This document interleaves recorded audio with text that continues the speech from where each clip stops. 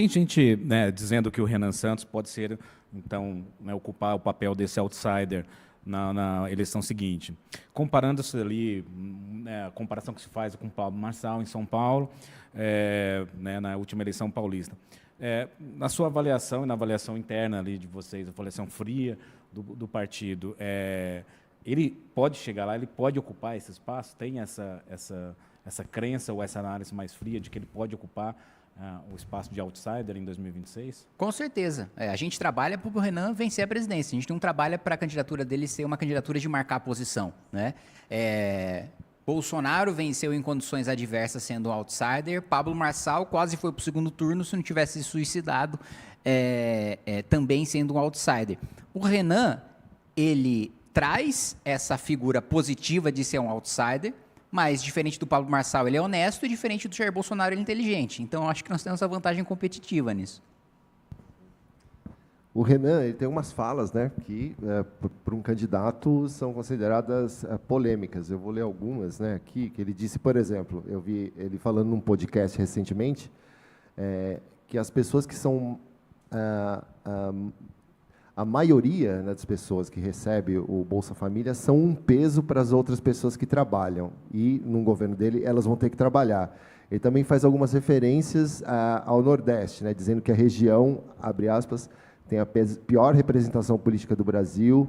Ele diz que vamos ter que fazer o Norte e o Nordeste trabalhar, mormente o Nordeste, destruir as elites políticas locais.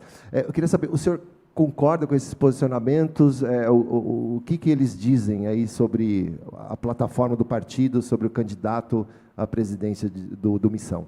Concordo, nenhum país se desenvolve tendo metade da sua população dependendo de benefício assistencial ou previdenciário. Não existe um case de sucesso com um paralelo com os números que a gente tem. Aquele que tiver capacidade de trabalho, com o Renan Santos sendo presidente da República, e que receber Bolsa Família, ele será colocado para trabalhar. Não faltará oportunidade, né, de trabalho para essa pessoa para receber o dobro, pelo menos, do Bolsa Família, que vai ser um salário, né? Então, quem tiver capacidade de trabalho vai ser colocado para trabalhar. Quem não quiser trabalhar vai perder acesso ao benefício. Quem não puder trabalhar vai receber o benefício, naturalmente. A gente não vai deixar alguém debilitado numa situação de extrema carência ou de doença sem receber, passar fome, porque não tem capacidade de trabalhar. Agora, quem tem capacidade de trabalhar, tem que trabalhar sob pena de perder o benefício. Do outro ponto, eu concordo plenamente que nós temos oligarquias políticas no Nordeste, no Norte, que destroem o nosso país, né? Eu não tenho a menor dúvida de que nosso país seguiu, principalmente no Congresso Nacional,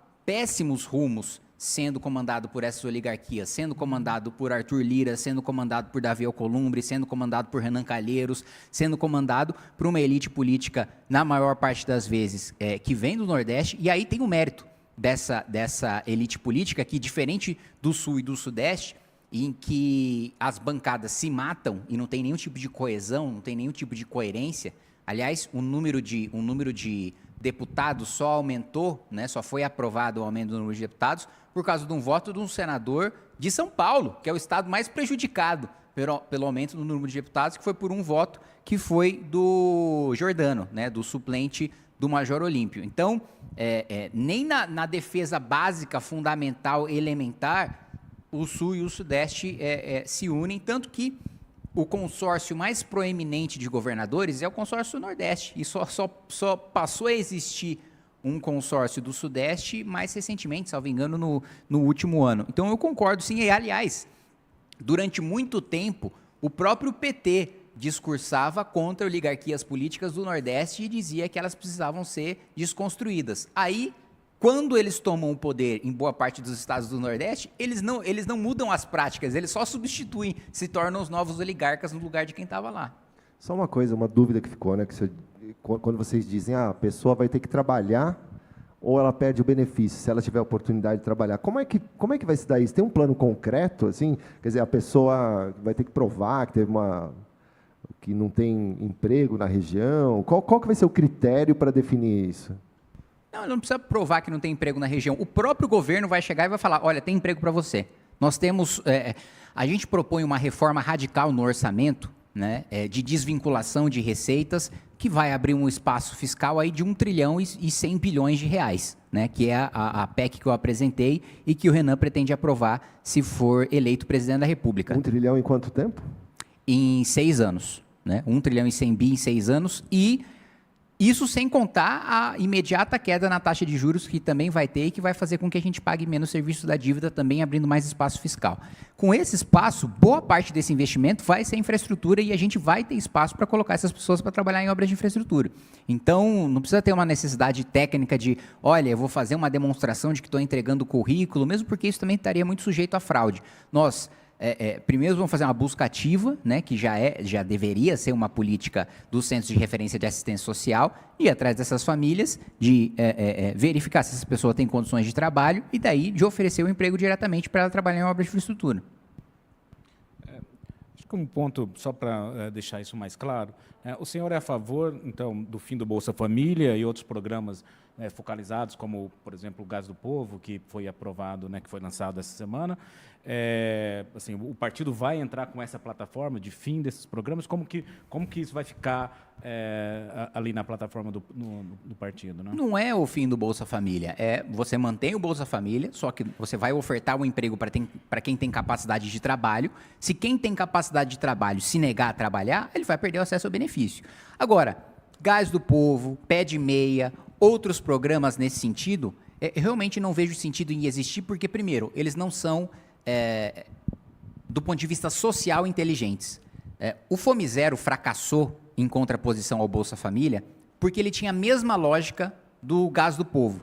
Em vez de eu dar o dinheiro para o sujeito gastar com aquilo que é a prioridade da própria família dele, eu, governo, vou criar uma estrutura de logística para ter caminhão e ter a compra de comida para eu chegar na casa do cara e entregar a comida na casa dele. A mesma coisa está sendo feito com o Gás do Povo. E veja, é uma política social que, na verdade, está atendendo o lobby do Suarez, do Rei do Gás, que está sendo beneficiado com isso, de outras empresas que estão sendo beneficiadas com compras públicas, porque não tem por que o governo comprar qualquer coisa para as pessoas quando ele pode, de maneira mais eficiente, dar o dinheiro direto para elas comprarem. E outra coisa, você ter o Luz para Todos, você ter o Gás do Povo, você ter tantas políticas para pagar tantas coisas diferentes, só mostra que a gente fracassou enquanto nação, só mostra que a nossa economia está em frangalhos, que o governo está vendo que as pessoas não conseguem pagar a própria conta de luz, aí paga a conta de luz no lugar dela.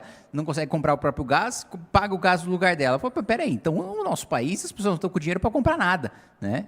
A gente precisa de uma geração de emprego e de renda para acabar com esse nível de dependência, porque se a gente for levar isso às últimas consequências, as pessoas também não têm dinheiro para comprar casa, as pessoas também não têm dinheiro para comprar roupa. Então vamos fazer o governo comprar roupa e entregar para as pessoas, comprar casa e entregar para as pessoas. A gente está vendo os problemas estruturais que estão tendo no Minha Casa Minha Vida há algum tempo já, servindo lobby de setores da construção civil que são atendidos, e boa parte. Eu conversava com uma pessoa outro dia que disse que comprou 2 apartamentos do Minha Casa Minha Vida para alugar. Eu falei, mas peraí, isso não era uma política social voltada para o mais pobre?